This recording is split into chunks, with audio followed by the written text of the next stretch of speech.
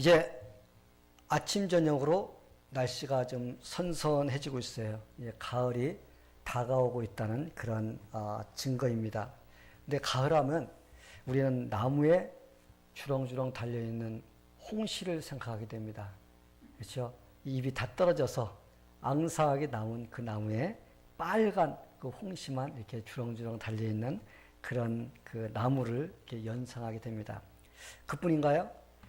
가을을 생각하면 한 해가 저물어가고 있다는 그런 표시이기도 합니다. 가을이 가면 뭐가 와요? 겨울이 옵니다. 그러게 가을은 풍성하게 열매를 맺어야 된다라는 이러한 우리의 마음속의 생각을 심어주는 계절이기도 합니다. 그래서 가을은 우리의 그 마음에 풍성한 열매를 맺어야 한다는 그러한 도전을 주는 그런 계절이기도 합니다. 오늘 우리가 읽은 그 말씀을 보면요. 무화과 나무가 열매를 맺지 못해서 예수님께 저주를 받는 그러한 그 이야기를 우리가 읽었습니다. 이 본문 말씀은 두 가지를 우리에게 가르쳐 줍니다.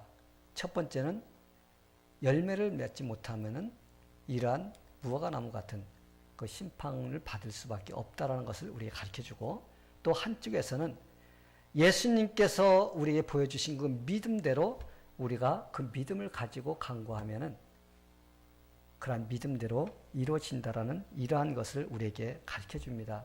두 가지의 주제가 들어있지만 우리는 두 가지를 다 다루는 것이 아니라 오늘 한 가지만 다룹니다. 첫 번째 것, 우리의 인생 속에서 참 우리도 열매를 맺지 못하면 안 된다는 것을 우리가 배워야 됩니다. 그래서 오늘은 저와 여러분이 첫 번째 거에 좀 초점을 맞추고 말씀을 나눠보려고 합니다. 그러게 우리의 인생에서 열매를 맺지 못하는 그런 인생이 되면 안 된다는 그런 생각을 하면서 오늘 우리가 심각하게 받아들이며 도전받는 그런 시간이 되기를 축원합니다.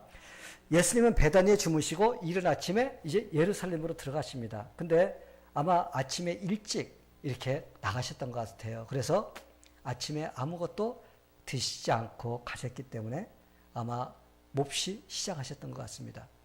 그래서 예수님께서 이렇게 주위를 이렇게 둘러보니까 저쪽에 길가에 무화과 나무 하나가 있어요. 근데 잎이 상당히 무성합니다. 그래서 예수님께서는 그 무화과 나무에게 다가갔습니다. 그리고 무화과 잎을 이렇게 헤치고서 보니까요, 열매가 하나도 없는 것입니다. 그래서 예수님께서는 그 나무가 열매를 하나도 맺지 못한 걸 보고서 지금부터 영원토록 너는 열매를 맺지 못하리라, 이 말씀을 하시자 그 나무가 어떻게 됐어요?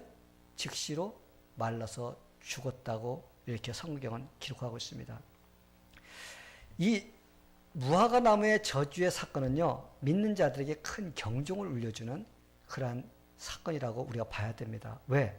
열매 없는 나무는 예수님이 저주를 받았어요. 예수님이 이 무화과 나무의 저주를 통해서 하나님의 자녀들이 열매 없이 살아가면은 나중에 이 무화과 나무와 같은 그런 모습이 될 것이라고 우리에게 경고를 해주시고 우리에게 교훈을 해주시는 것입니다. 예수님은요, 이 땅에 재림하실 때 이제 재림하십니다.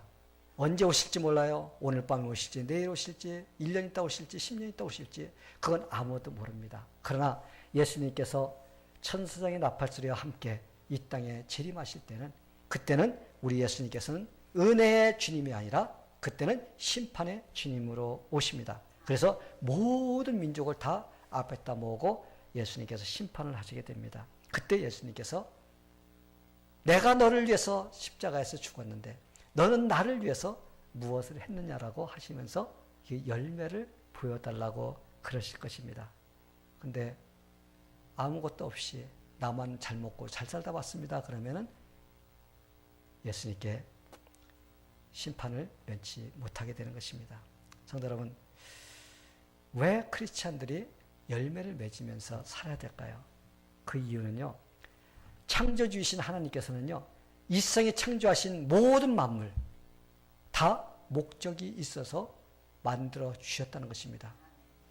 어떤 것 하나 아무런 목적 없이, 쓸모없이, 생각 없이 그냥 그냥 만들어 놓은 것이 하나도 없습니다. 모든 것이 다 각자 쓸모가 있어서 하나님께서 만들어 주셨습니다. 그렇기 때문에 각자가 만들어진 그 목적대로 어떻게 해야 돼요? 맞는 열매를 맺으며 살아가야 되는 것입니다. 예수님께서 아침에 예루살렘 성으로 들어가시다가 시장하셔서 그래서 입이 무성한 그 나무에게 갔습니다. 그런데 나무에서 열매를 요구했는데 열매가 하나도 없는 것입니다. 근데 성경 기자는요, 또 그 다음에 어떤 말씀을 같이 포함해서 말하냐면, 이때는 무화과 때가 아니니라.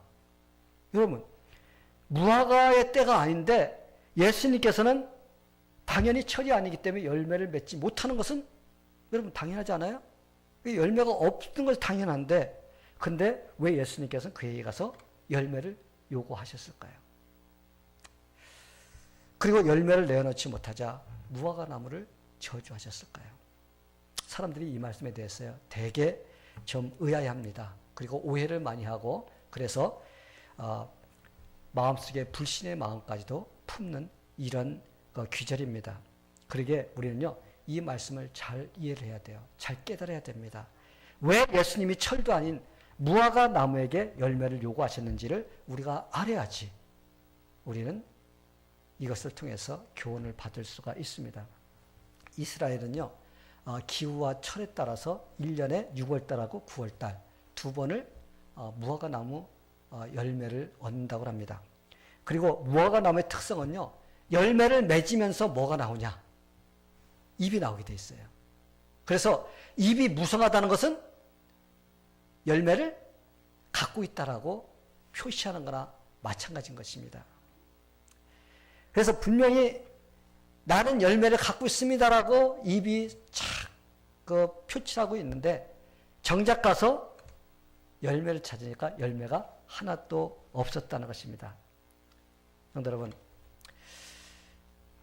무화과 나무처럼 겉으로는 화려하고 그런데 아무런 열매를 맺지 못하는 그러한 삶은 하나님께서 좋아하지 않으십니다. 그래서 그런 사람들을 위해서 실물로서 보여주기 위해서 예수님께서 이렇게 겉으로는 무성하고 겉으로는 화려하고 하나님을 잘 섬기는 것 같이 하지만, 그러나 속에는 아무런 열매도 없이 빈털터리인 그런 사람은 바로 이러한 하나님의 심판을 받을 것이라는 이러한 경고를 보여주시기 위해서 이렇게 하신 것입니다. 그 당시에요, 유대인들은요, 기가 막히게 하나님을 겉으로 잘 섬기는 같은 그런 모습을 가지고 있었습니다.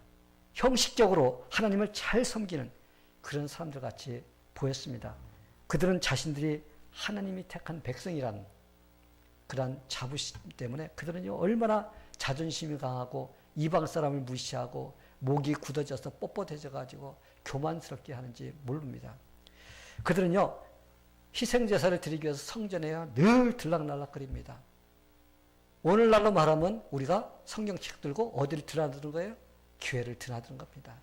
자, 발이 닳도록 교회 왔다 갔다 하는데, 이들은 성전에 하나님께 그 동물로서 제사를 드리기 위해서 그렇게 열심히 드나들었습니다. 그들이 하는 것을 보면요, 겉으로는 진짜 하나님을 잘 섬기는 사람같이 보입니다. 그런데 하나님은 그들의 제사를 하나도 받지 않았다는 것입니다. 그들이 열심히 하나님께 드렸는데 왜 하나님께서는 그들의 제사를 받지 않는 것일까요? 예수님은요, 구약시대부터 창세기 3장부터 시작해서 예수님께서 메시아로 우리의 죄를 위해서 죽으실 구원자로 오실 것이라고 누누이 선지자들을 통해서 예언을 해 놓았습니다. 그들은 그러게 예수님을 상징하는 그 동물을 잡아서 양도 잡고 소도 잡고 뭐 좌우지간 그 짐승을 잡아서 열심히 하나님을 섬긴다고 이렇게 희생제사를 드렸습니다. 그런데 정작 하나님의 아들이신 예수 그리스도가 이 땅에 딱 오셔서 단 한 번으로써 우리의 모든 죄를 제거해 주기 오신 그러한 예수님을 그들이 알아보지 못했다는 것입니다. 그래서 그들은 어떻게 했어요? 결국은 십자가에 예수님을 못 박아 죽였습니다.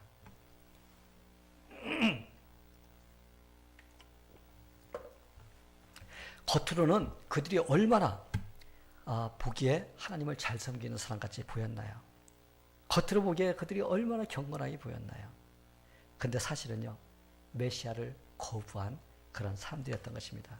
그들의 모습은요, 무성한 무화과나무, 잎이 무성해서 열매를 잔뜩 가지고 있는 것 같이 이렇게 보였습니다. 경건의 모양은 화려했습니다. 그러나 실제로는 하나님이 원하시는 그런 열매는 하나도 내놓지를 못했던 것입니다.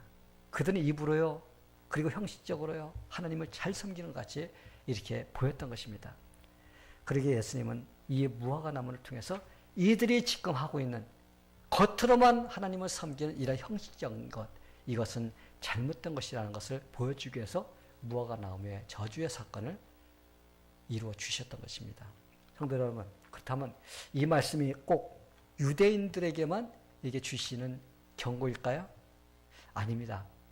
지금 신앙생활하고 있는 우리 모두에게, 믿는 자들에게 주시는 경고의 말씀입니다. 어차피 예수 믿지 않는 사람들요, 그들은 이미 하나님의 아들이 그들 속에 없습니다. 그렇기 때문에 하나님께서는요, 그들에게 열매를 원하지 않으십니다. 그러나 우리가 교회를 다닌다는 것은 우리는 어떻게 해요? 겉으로 보기에는 하나님을 잘 섬기는 사람들이라고 모든 사람들이 봐줍니다. 여러분이 교회 다니는데 사람들이 여러분을 볼 때 전부 다 저 사람 신앙 좋아 이렇게 생각하지, 저 사람 개떡 같아 이런 사람 없습니다. 왜? 열심히 교회 다니고 있거든요. 교회를 다니는 사람이라면 당연히 하나님을 잘 섬기고 예수님을 잘 믿다가 천국에 가서 칭찬을 드려야 당연합니다. 그렇죠? 예, 드려야 당연해요. 근데 문제는 그렇지 못하는 사람이 있을 것이라고 성경은 경고를 하고 있다는 것입니다. 그러기에 우리는 정신 차려야 됩니다. 교회를 다니는 사람 중에서요, 마지막 하나님의 심판을 받을 때 마태복음에 있는 말씀이 그대로 나올 때가 있을 거예요. 주여, 주여, 우리가 주의 이름으로 귀신을 내쫓고 주의 이름으로 기적을 행하지 아니하였나이까 하면서 내가 이 일도 하고 저 일도 하고 막 그랬는데 저를 모르십니까? 이렇게 외칠 때 마태복음에서는요, 내가 너희를 모르노라, 불법을 행한 자들아 하면서 예수님께서 그들을 내쫓으실 것입니다.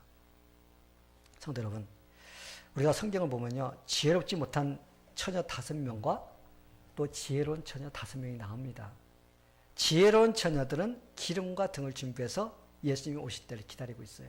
근데 5 처녀는 미련해서 그냥 기름도 없이 등만 들고 기다리다가 결국은 신랑을 맞이하지 못했습니다. 그래서 결국은 열매 없는 삶을 살다가 결국은 나중에 쫓겨나서 슬피 울며 이를 갈게 되는 그런 인생이 되게 말 것입니다. 그렇다면 여러분, 믿는 자들은 어떤 열매를 맺어야 할까요? 성도들은 경건의 모양만 있는 것이 아니라 진짜 경건의 능력이 있어야 됩니다. 겉으로 보기에만 그런 척하게 보이는 것이 아니라 진짜 우리 속에 올바른 신앙을 가지고 주님을 위해서 사는 그런 열매가 맺어져야 된다는 것입니다. 우리가 고린도전서 3장에 보면요, 지혜로운 건축가와 어리석은 건축가, 이 두 사람이 나와요. 지혜로운 건축가는요, 재료를 참 좋은 걸 사용합니다. 뭘로 사용해요? 금과 은과 보석을 사용해서 자기의 인생의 집을 짓습니다. 근데 어리석은 자는 나무와 그 다음에 풀과 그리고 집을 가지고서 집을 짓습니다. 근데 사람들이 그래요. 내 인생 내 거, 내가 내 마음대로 사는 거 왜 참견하냐고 합니다. 어떤 걸로 하든지 그게 무슨 상관이냐. 내가 원해서 내가 하는 건데 하면서 자기들이 원하는 대로 인생을 살고 싶다고 마음대로 짓는 사람들이 있습니다. 그런데 나중에 예수님께서는 그거에 대해서 반드시 테스트를 하신다는 것입니다. 내가 어떤 것으로 내 인생을 갖다가 지었느냐에 따라서 예수님께서 나중에 그것을 테스트를 하실 때 우리가 그 테스트에 통과를 하면은 우리의 인생이 참 열매를 맺는 잘 사는 인생이 되지만 그러나 열매를 하나도 남기지 못하고 다 태워지면은 그거는 내가 실패한 인생이 된다는 것입니다. 성도 여러분, 하나님께서는요, 나중에 우리의 살았던 인생을 갖다가 불로 심판하신다고 그랬습니다. 불로 심판할 때 그 우리가 살아왔던 모든 인생이 불을 통과해야 됩니다. 그런데 금과 은과 보석으로 내가 살았던 그 열매 있는 인생은요, 그대로 남게 되는 것입니다. 그런데 나무나 집과 풀로서 진 집은요, 불로 통과하면 어떻게 돼요? 다 타버리고 아무것도 남지 않게 되는 것입니다. 증거가 다 사라져 버리는 거야. 그러면 내가 이제까지 살아왔던 인생이 다 타버리게 되는 것입니다. 자, 그렇다면 어떤 것이 겉으로만 화려하고 열매를 맺지 못하는 무화과 나무와 같은 인생일까? 우리가 한번 생각해 보는 시간이 되기를 바랍니다. 그래서 나중에 불로 테스트할 때 다 타버릴 나무나 집이나 풀로 지은 그런 우리의 인생이 아니라 모든 것이 다 남아서 예수님께서 잘했다, 우리에게 칭찬을 들을 수 있는 그런 우리의 인생이 되려면 과연 어떤 것일까? 우리가 그것을 한번 생각해 보는 시간을 갖겠습니다. 우리가 어떤 일을 하든지요, 다른 사람에게 보이려고 하는 그런 일을 하면은 그건 다 타버리게 됩니다. 많은 일을 했다 할지라도요, 그것이 그냥 다른 사람에게 보이려고 하는 그런 것들은 그냥 다 타버리고 없어지게 됩니다. 우리가 헌금을 해도요, 다른 사람에게 보이고 다른 사람에게 알리기 위해서 헌금하는 거예요. 이거 소용이 없어요. 다른 사람을 도와주는 것도요, 남에게 칭찬 듣기 위해서 하면 소용이 없습니다. 전도하는 것도 다른 사람에게 칭찬 듣기 위해서 하면 안 됩니다. 봉사라는 것도 다른 사람들에게 칭찬 듣기 위해서 하면 안 됩니다. 그러나 열심히 하지만 이런 것들은 자기를 위해서 하는 일이 되기 때문에 그렇습니다. 우리가 나를 위해서 내가 칭찬받기 위해서 하는 건요, 이미 다른 사람에게 칭찬을 다 받아버립니다. 그러면 하늘나라에서 줄 그런 상급이 없다고 예수님께서는 우리에게 말씀하십니다. 그러기 위해서는 그러기 때문에 우리는 다른 사람에게 칭찬을 듣기 위해서 우리가 그러한 일을 하면 안 되고 선한 일을 하면 안 된다는 것입니다. 유대인들 중에요, 열심히 하나님을 섬긴다고 하는 사람들은 자기가 특별한 사람같이 보이려고 노력을 많이 했습니다. 그래서 길거리에서도 기도를 합니다. 사람 많이 모인 데서 하나님이여 하면서 막 손들고 하나님께 기도를 합니다. 잔치자리에 가면요, 제일 높은 자리에 앉으려고 합니다. 그리고 도와주는 것도 사람들 다 모아놓고서는 그냥 쌀 한 줌 이렇게 딱 주면서 내가 이런 일을 합니다 하면서 다른 사람에게 이게 자랑을 합니다. 그래서 무엇이든지 칭찬을 받기 위해서 하게 되면은 예수님께서는요, 마치 열매 없는 무성한 무화과 나무와 같다고 이렇게 말씀하시면서 책망하실 것입니다. 또 어떤 것이냐, 억지로 하는 것도 하나님께서 기뻐하지 않으세요. 인정해 주지 않습니다. 아무리 일을 많이 할지라도요, 하나님께 감사해서 하지 않는 건요, 별로 유익이 되지 못합니다. 구원시켜서 감사하고 이 세상에 사는 동안에 나를 인도해 주셔서 나를 보호해 주셔서 감사해서 내가 기꺼이 하나님께 충성해야지, 이런 마음으로 할 때 그게 바로 열매로 맺어지는 것입니다. 그러나 죽지 못해서 그냥 억지로 이렇게 하게 되면요, 또 의무적으로 하면요, 이것은 열매로 맺어지지 못하는 것입니다. 왜냐하면 어떤 일이든지 하나님께서는 자원하는 마음으로 하는 것을 기뻐하시고 받아주시는 분이시기 때문에 그렇습니다. 또 우리는요, 남이 하니까 따라서 하면 안 돼요. 남이 이걸 하니까 내가 따라서 하는 이런 것도 별로 좋은 열매를 맺지 못합니다. 하나님이 원하시기 때문에 해야 됩니다. 남이 하니까 뭐 남이 따라 친구 따라 강남 간다고 친구 따라서 하는 이런 것은 별로 그렇게 하나님께서 기뻐하지 않으십니다. 아브라함은요, 하나님의 말씀에 순종해서 그는 어떤 일이든지 했습니다. 착한 일도 하나님께서 하라고 해서 한 것입니다. 근데 롯을 보세요. 조카 롯. 그는요, 삼촌을 보면서 따라했습니다. 그러나 아무도 롯이 참 위대한 사람이고 멋진 사람이라고 이렇게 말하는 사람 하나도 없습니다. 왜? 남이 하니까 그냥 따라한 것입니다. 남이 안 하면 또 안 해.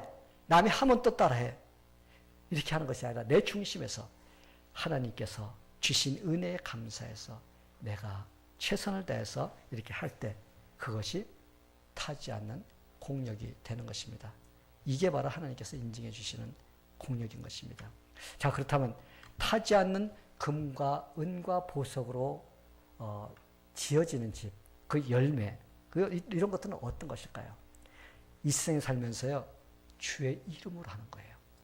무엇이든지 다 주의 이름으로 할 때 그 선한 행실이 다 금과 은과 보석으로 지어지는 그런 집이 되는 것입니다. 에베소서 2장 10절에 보면요, 우리는 그의 만드신 바라 그리스도 예수 안에서 선한 일을 위하여 지으심을 받은 자니 이 일은 하나님이 전에 예비하사 우리로 그 가운데 행하게 하려 하심이라. 우리 예수 그리스도 안에서 우리는 선한 일을 위해서 지음받았다고 에베소서에서는 우리에게 가르쳐주고 있습니다. 그렇기 때문에 믿는 자들은 어떤 일을 하든지 주님의 나라를 위해서, 주님의 영광을 위해서 이렇게 하려고 해야 되는 것입니다. 이게 바로 열매를 맺는 일이에요. 그러기 위해서는 믿는 자들은 어떤 일을 하든지 자기의 이름을 위해서 하는 것이 아니라 누구의 이름? 예수 그리스도의 이름을 위해서 해야 되는 것입니다. 이게 바로 하나님께서 인증해 주는 열매인 것입니다. 예수님께서 이렇게 말씀하셨어요. 내 이름으로 소자 하나에게 냉수 한 그릇을 주는 것을 예수님께서 어떻게 결코 상을 잃지 않을 것이라고 말씀하셨습니다. 아주 사소한 일을 할지라도 누구의 이름으로? 예수님의 이름으로 우리가 하는 것이 바로 귀한 열매를 맺게 되는 것입니다. 그런데 자신을 드러내고자 하는 것은요, 아무리 많이 해도요, 그것은 소용이 없게 됩니다. 마치 구약의 사울왕 같은 사람 보세요. 그는요, 하나님의 은혜를 무척 받은 사람입니다. 그는 이스라엘의 초대왕으로 뽑혔습니다. 하나님의 말씀대로 순종하며 살아야 될 그런 책임이 있는 자였습니다. 그런데 그는요, 하나님께서 그에게 전쟁터에 나가라고 했습니다. 전쟁터에서 승리했어요. 그러면 누구한테 영광 돌려야 돼요? 하나님 앞에 영광 돌려야 됩니다. 그런데요, 그는 어떻게 했습니까? 자기 이름을 위해서 제일 먼저 한 것이 무엇이냐? 기념비를 세운 거예요. 기념비를 사울을 위해서, 자기를 위해서 기념비를 세워놓고 모든 사람들이 그걸 보면서 자기를 갖다가 칭송하기를 바랬던 것입니다. 여러분, 우리도요, 참 자칫 잘못하면 이런 유혹에 빠지기가 쉽습니다. 내가 무엇을 하든지 참 사람들이 알아주기를 원하는 어떤 그런 뭔가를 좀 이렇게 하고 싶어 하는 이런 마음을 가질 때가 있는데, 우리가 보통 믿음을 가지지 않고는 이런 것들을 뿌리칠 수가 없다는 것입니다. 그러나 우리가 주님의 이름을 나타내고자 할 때 결단코 그 상급이 없어지지 않고 예수님께서 기억해 주는 열매로 맺게 되는 것입니다. 또한 선한 일을 할 때 도로 받고자 하는 마음으로 하지 말라고 예수님께서는 우리에게 가르쳐 주십니다. 그래서 예수님께서요, 잔치를 배설하거든 차라리 가난한 자들과 병신들과 저는 자들과 소경들을 청하라. 그러면 저희들이 갚을 것이 없어서 나중에 의인들이 부활할 때 하나님께서 갚아주신다는 것입니다. 이 도움을 받은 자가 되갚기를 기대하면서 우리가 도와주는 것은 사실은 하나님께서 인정해 주지 않는 것입니다.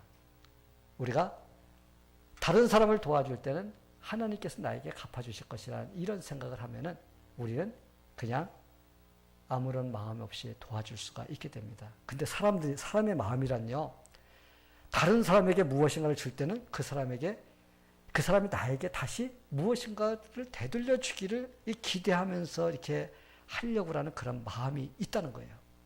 그래서 저 사람이 내가 이렇게 하면 저 사람이 나한테 이렇게 할 수 있는 능력이 없는지 그걸 보고 능력이 있으면은 좀 이렇게 주고 싶은 마음 들어가지, 능력 없으면요, 아이 저 사람한테 도와줘도 아무 소용이 없어 하면서 안 하려고 한다는 것입니다. 그런데 예수님의 방법은요, 선한 일을 할 때 갚을 수 있는 능력이 없는 자에게 그거를 주라는 것입니다. 왜냐하면 그래야 하나님께서 인정해 주신다고 이렇게 말씀을 하시는 것입니다. 그리고 이 세상에 쌓아두는 것이 아니라 하늘나라에 쌓아두는 그 물질만이 하나님께서 인정해 주는 열매라고 하십니다. 이 세상에 쌓아두는 것은요, 하나님이 심판할 때 어떻게 돼요? 다 타버립니다. 여러분, 빌리어네어, 수백억, 수백만 달러 갖고 있어도요, 예수님 오시면 다 타버립니다. 그들이 가지고 있는 거 하나도 남지 않아요. 그러나 하늘나라의 하나님의 계좌에, 예수님의 계좌에 집어넣은 것들은 다 그대로 남게 된다는 것입니다. 그렇다면, 아니, 어떻게 하늘나라에 우리가 그것을 쌓을 수가 있습니까?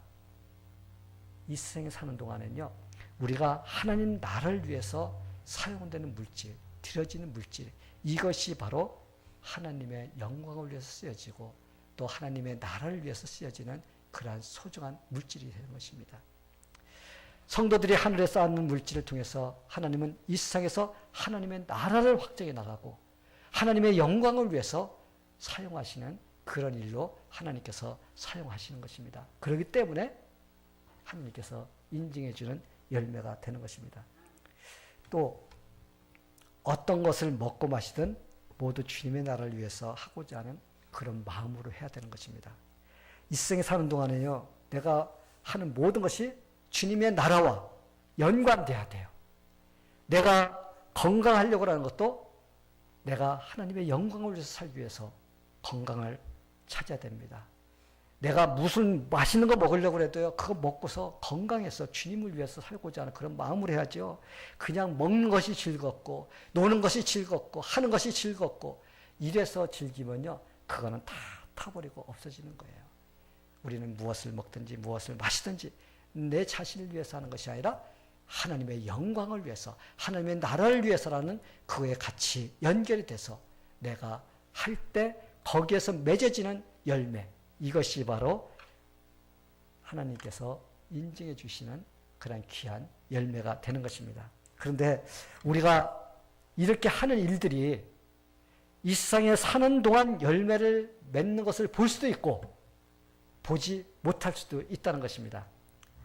그렇기 때문에 우리가 눈에 보이지 않는다고 실망하거나 좌절해서는 안 됩니다. 진짜 주님의 이름을 위해서 하는 일들은요, 절대 없어지지 않게 됩니다. 다 하나님께서 기억해 주는 그런 일입니다.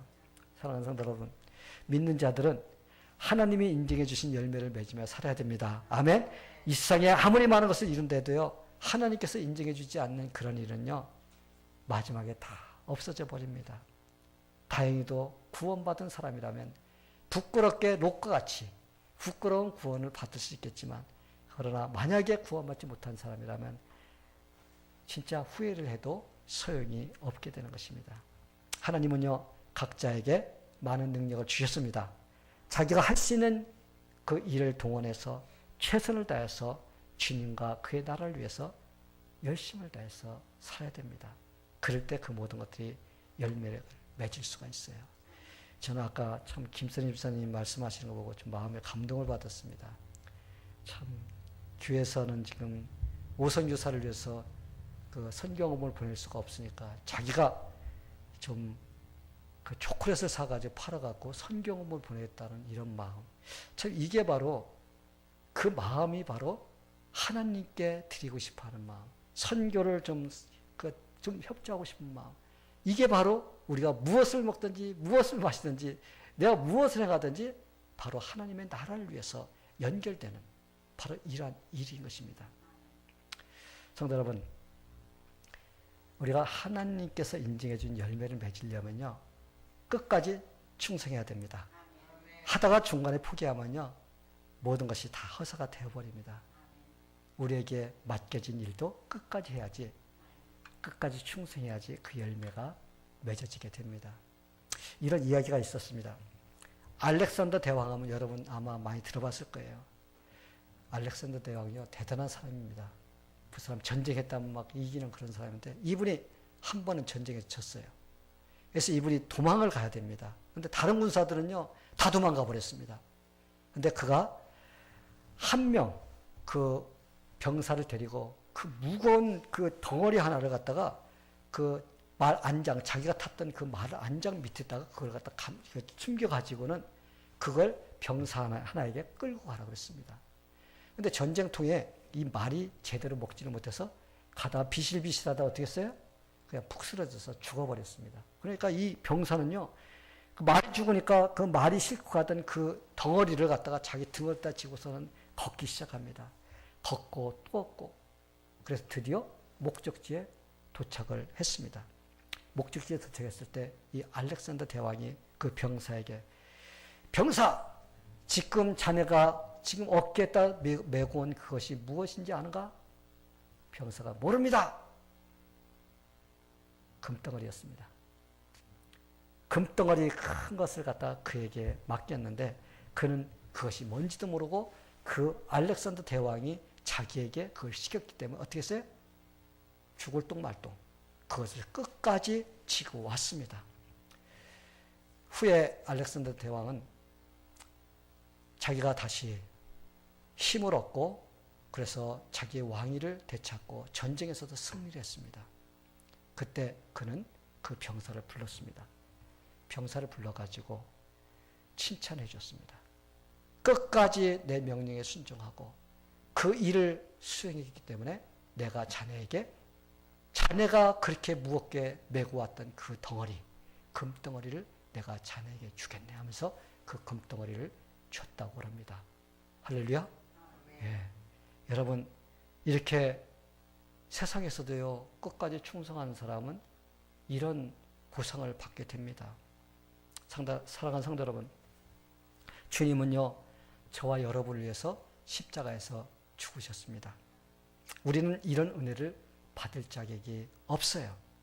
받을 자격이 있다고 할 사람이 하나도 없습니다. 우리는 모두가 죄인이기 때문에 우리는 다 심판받고 지옥 가야 될 그런 인생인 것입니다. 그러나 하나님이 우리에게 사랑을 베풀어 주셨습니다. 그러기에 우리는 이 세상에 사는 동안 주님의 은혜에 감사하면서 살아야 돼요. 그래서 우리가 예수님을 위해서 열매 맺는 그런 삶을 살아야 됩니다. 나에게 초점 맞춰진 인생이 아니라 주님께 초점 맞춰진 인생이 되어야 됩니다. 그래서 우리의 삶에서 주님을 위해서 열매를 맺는 그런 삶이 되어서 우리가 이 세상에서도 좀 승리하며 살고 우리가 천국에 가서도 잘했다 하면서 우리를 칭찬해 줄 때 우리가 칭찬을 들을 수 있는 그런 우리의 삶이 되기를 예수님의 이름으로 축원합니다. 다 같이 기도하겠습니다. 하나님 아버지, 오늘 우리가 이 말씀을 통해서 이 세상 사는 동안에 하나님께서 인정해 주시는 그런 열매를 맺으며 살아야 된다는 것 우리가 배웠습니다. 우리가 다양한 것을 통해서 어떻게 살아야 되는지에 대해서 우리가 말씀을 통해 배웠는데 이 말씀이 우리의 삶에서 살아 역사할 수 있도록 도와주시옵소서.